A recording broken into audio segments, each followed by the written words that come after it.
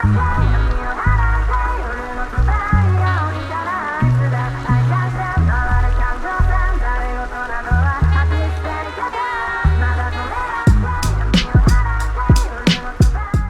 month of March has come and gone, so it's time once again to recount what I've been up to for the past 31 days, from gaming, anime, and more.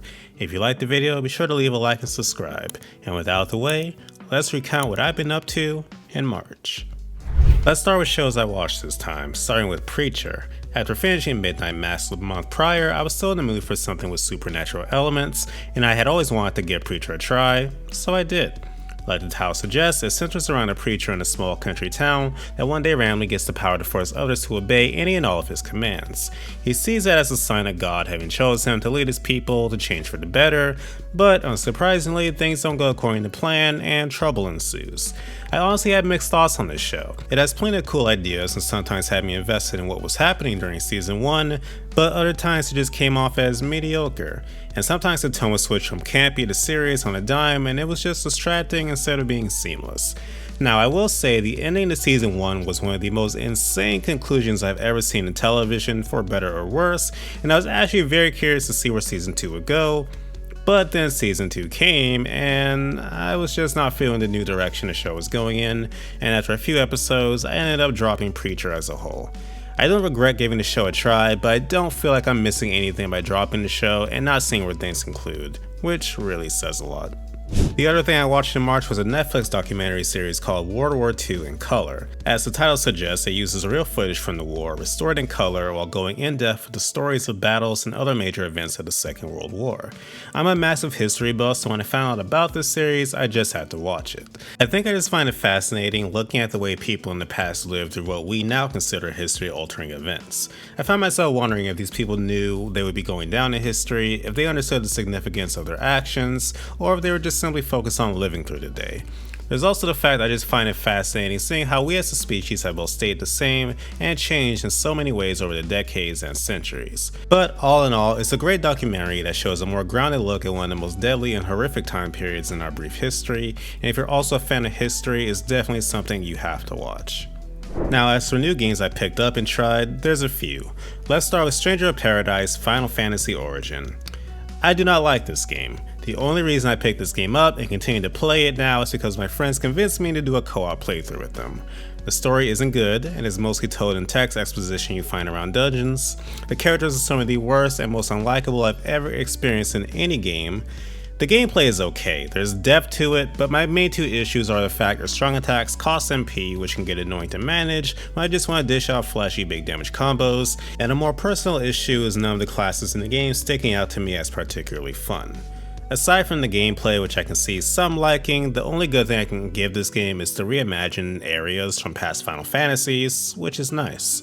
As soon as I beat Stranger of Paradise, I'm erasing it from my hard drive, and hopefully my memory too.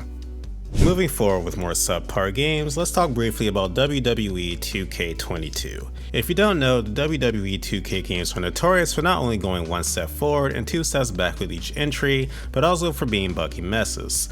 Both of these statements unfortunately apply to WWE 2K22. I was able to get the game for cheap, but at times playing this, I still feel ripped off. The biggest issue being that the game crashes. A lot. And when I say a lot, I mean sometimes 5 to 6 times every half hour. The most of any game I've played in my life. And I tested out both the PC and PS5 versions, and this is true for both. And of course there's the glitches, which I could really be here all day detailing. Now, what they did improve on with this entry, at least to some people, is the overall gameplay. They redid it from the ground up, and honestly, I'm kinda indifferent. I got used to the old one, and this one isn't too hard to get used to either, and I just don't really have a preference, so it's not a massive selling point for me. Besides this though, in terms of match types, creative options, etc., they did the bare minimum for gameplay. They added back a couple modes they removed before that I had no interest in, so for me the game was just one big pile of what could have been. Now, moving on to a couple games that did make me want to bash my head against the wall, let's talk first about Triangle Strategy. This was my main game this past month, and it went on to become my, as of now, Game of the Year. It's one of the best strategy RPGs I've ever played, and it's been a while since I found a new IP I've not been able to put down. I have a full review of it up on the channel if you want my full thoughts on it, a review I will add that I'm super proud of and may be the best one I've ever done from an editing standpoint. The last game I played was one I never got to play during its initial popularity, but one I'm glad I waited until now to play at the right time in my life, and that's Animal Crossing New Leaf. I'd played both the original Animal Crossing and Wild World before, but the series had never hooked me until New Horizons release during the start of the pandemic. I of course knew how immensely popular New Leaf was when the 3DS was still in the middle of its lifespan, but I think if I had played it then, I likely would have dropped it pretty quickly and played something more action-based like I was used to at the time. But this past month has been a struggle for me mentally, and I needed something lighthearted and stress-free to take my mind off things. And New Leaf was the perfect game for that. Because I had already played New Horizons, I knew all the basics, and that helped me easily get into the groove until I was doing all I could to decorate my in-game house and appease all my villagers. The game doesn't even feel like too much of a downgrade from New Horizons either, and its vibrant and simplistic look has made it age not a day. I'm not sure if I'll eventually put as much insane effort into my town in New Leaf as I did with my island in New Horizons, but I'm enjoying my time immensely all the same. As I stated, March as a whole was pretty rough for me mentally, and the worst part was that it took a toll on my productivity here with the channel, hence why I didn't upload as many videos in March, and this video itself isn't near the beginning of the month like usual. But I tried my best to enjoy myself this past month with things like Animal Crossing. I also bought a few figures during HobbyLink Japan's spring sale and built a couple of them. A Mimikyu from Pokemon and Kamen Rider W's Cyclone Joker form to be specific. Both are pretty fun, and I'll get around to building the others I bought, hopefully sometime in April. I also went out of town for a bit to see my first ever AEW wrestling show live, which was an amazing experience. I also bought some furniture and other things for my new house I'm moving into in a couple months. And I walked into a gaming store to check out video games, and ended up walking out with over $100 worth of Pokemon cards. But I don't regret it.